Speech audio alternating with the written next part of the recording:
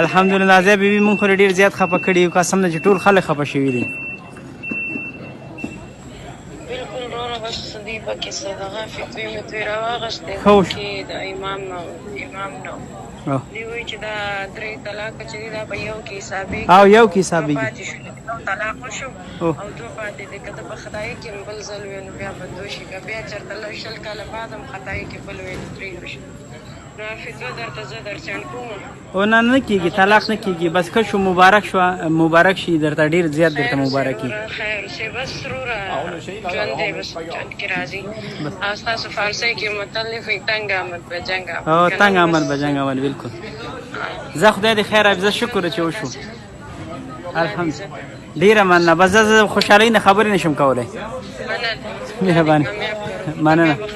السلام علیکم مهرباني السلام علیکم السلام علیکم دا غړی اوس مې له نازیه اقبال سره خبرې وکړلې په خپل زنګ راوالی چې هغه کومه ستونزه چې کوم مشکل چې هغه حل شو او 3 طلاق نه دي واقع شوي یو طلاق شوی او یو طلاق دی بیرته سره یو ځای شول او نن به له خیر انشاءالله یو ځای په کور کې دي او شپه به انشاءالله له خیره سره یو ځای کوي ټول ته مبارک وي